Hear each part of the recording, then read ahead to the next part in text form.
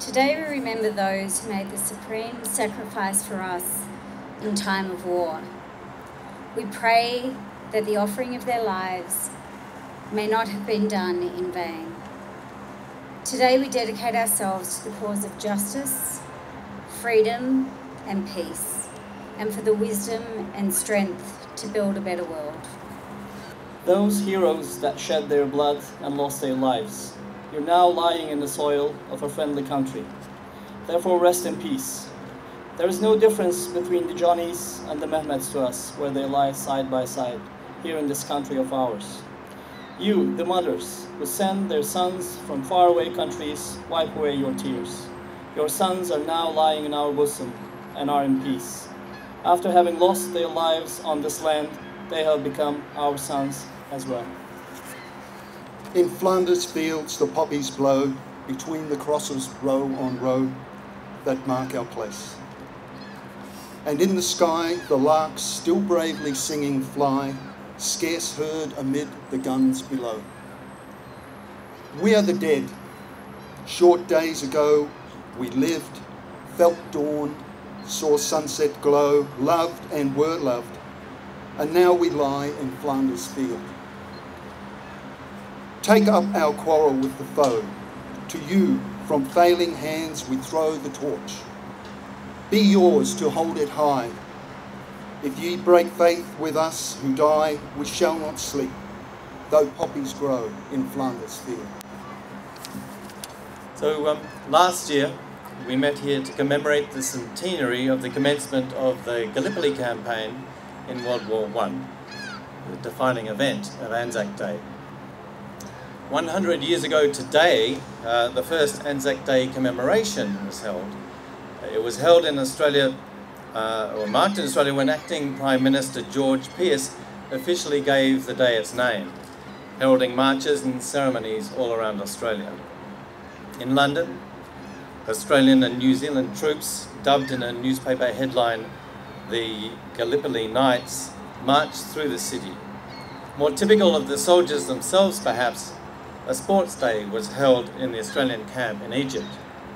By then, the full defeat at Gallipoli had been acknowledged. When the last of the Allied forces were withdrawn as winter set in December 1915, 11,500 New Zealand and Australian troops lay dead. Britain and France lost almost 3 times that number. Turkey suffered twice all the Allied deaths. The ANZAC Day custom of the dawn service, though we honour it here a little later in the day, commenced some years later, possibly first when Captain George Harrington placed flowers at the graves and memorials to the war dead at Toowoomba in Queensland in 1919.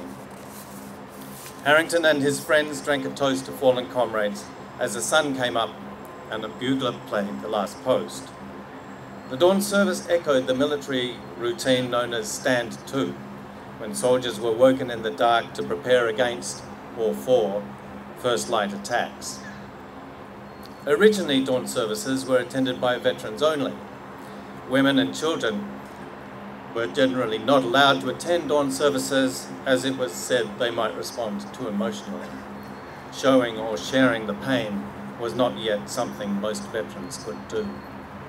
ANZAC Day has since come to commemorate ex-servicemen and women of both world wars, as well as those from the conflicts in Korea, Malaya, Indonesia, Vietnam, the Gulf Wars, Iraq, Afghanistan, and the peacekeeping efforts of more recent years. Battlefields of today are different from those the original ANZACs endured. Troops today know they risk making the ultimate sacrifice, and tragically, they still do. But we must hope the horrific days that claimed thousands in single battles may be behind us forever. 61,000 Australian and New Zealand troops died between 1914 and 1918. Multiples of those were wounded physically, emotionally, and mentally, bearing scars that never healed in many cases. The legacy of ANZAC has been manifold. It has shaped a shared identity for Australia and New Zealand, culminating militarily in the fully integrated ANZAC battalions in Vietnam. It also redefined forever our relationship with Great Britain, whose fallen we also honour today, along with those of fellow Gallipoli ally France. Perhaps most significantly, we have ceased to distinguish between the sacrifice of friend or foe. We honour the courage and commitment of our then enemies, the Turkish troops of the Ottoman army, recognising in them the mirror image of our own spirit of duty to country, family and friends. The war historian C.E.W. Bean in the 1940s suggested the spirit of ANZAC originally stood for, and I quote, reckless valour in a good cause, for enterprise, resourcefulness, comradeship and endurance. Today we admire valour as we ever have, but we seek to avoid the reckless. And we challenge the notion of an unblemished good cause. We are more mindful of the sacrifices that others will have to make, lest we forget.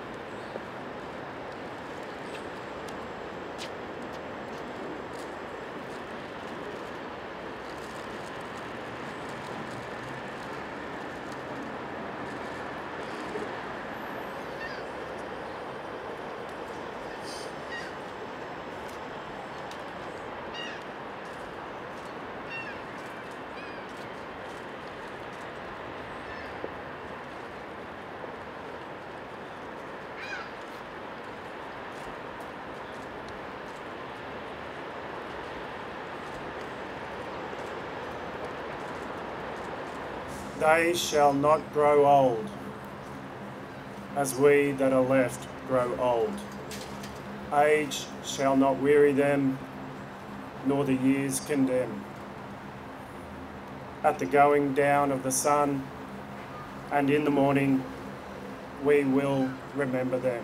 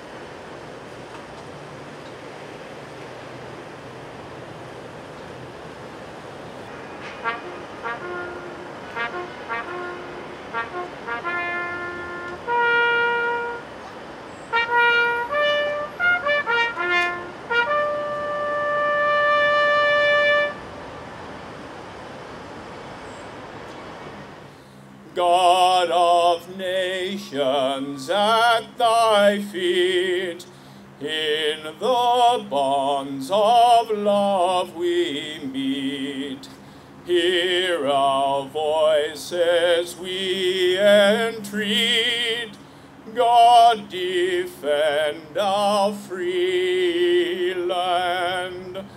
God, Pacific's triple star, from the shafts of strife and war, make her praises heard afar.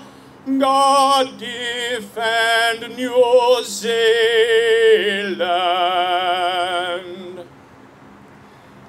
Australians, all let us rejoice, for we are young and free, with golden soil and wealth for toil. Our home is girt by sea.